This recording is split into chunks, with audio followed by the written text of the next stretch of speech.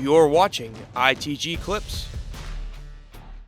Harry, I think you're spot on, right? Being on top of trends, being ahead of trends, right? Knowing when to zig when it's time to zig, when it's zag when it's time to zag. That's a huge part of being a coach.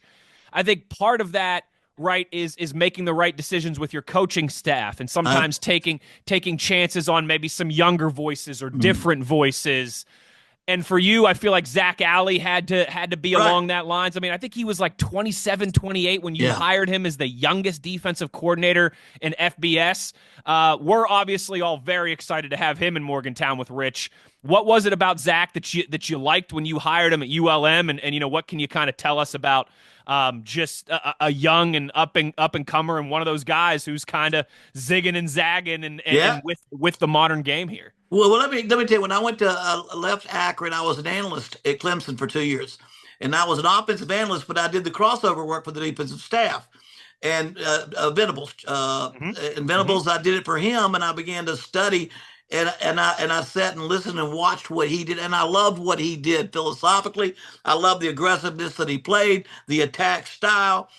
He has a blitz package that could be different every game. It might be the safety one week, it may be the outside backer the next week, it may be the inside backer moving wide.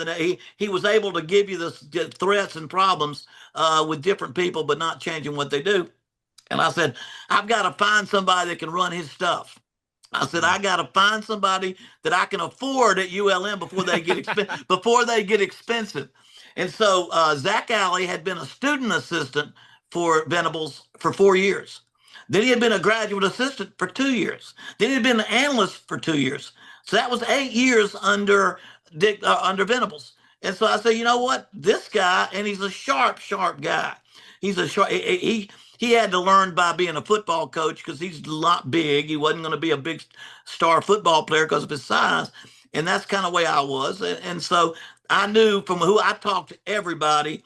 And I knew in my head coaching experience, if I have me, an offensive line coach, and a defensive coordinator, I can build around that. Even quarterback coach, I gotta have the right one, but I can build if I'm going to be involved. And Jed can tell you, I usually sat in most every quarterback meeting there was, but I knew that. I think Rich knows that too. He had to find the right defensive coordinator. Well, he took Zach to Jacksonville, and then Zach went to Oklahoma, and then I think West Virginia was a great place for Zach to go to at this point in time in his career. Although Oklahoma has so much prestige, I think there's some uncertainty out there. And most games, I studied all his games for podcasting this year.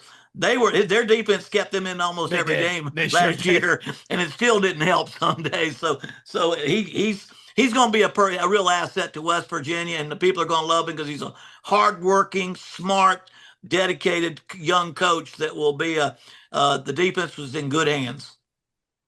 What do you think he did, or for that matter, the combination of Zach as the defense coordinator, Rich as the offensive coordinator, you running the show? People who don't know, Louisiana Monroe, like Rich says, everybody should serve a tour of duty at Monroe, right?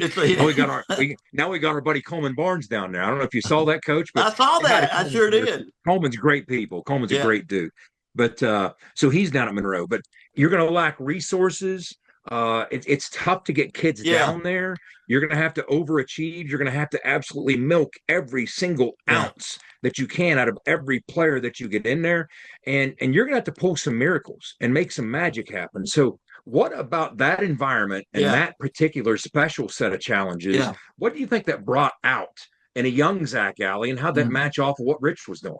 Well, we had to search high and low for football players. I mean, again, ULM has fired every coach. They've had one winning season since they were national champions when Stan Humphries was the quarterback at 1AA.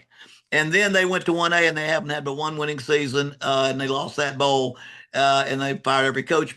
And smallest Division I school, smallest public university, lowest budget.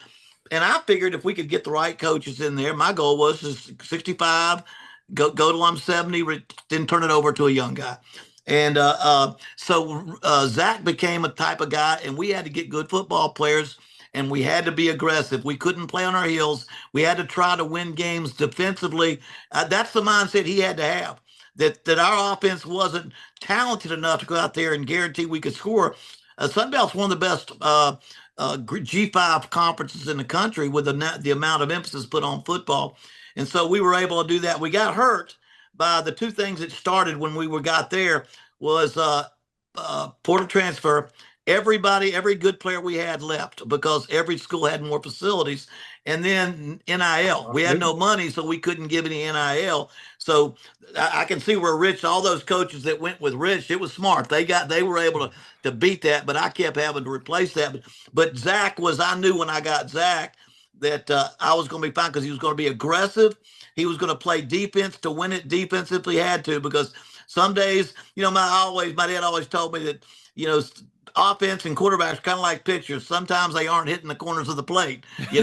Offense is a little bit fickle. Sometimes it just ain't working. Defense with aggressiveness and 11 people to the ball can generally play good every week if they don't have a bad game plan. And so Zach gives you, I think, the best chance for Rich to focus on offense and let Zach handle that defense. Thank you for watching. Please like and subscribe to ITG Clips and In the Gun podcast for more WVU football content. Watch the whole podcast episode by clicking the link above or in the description.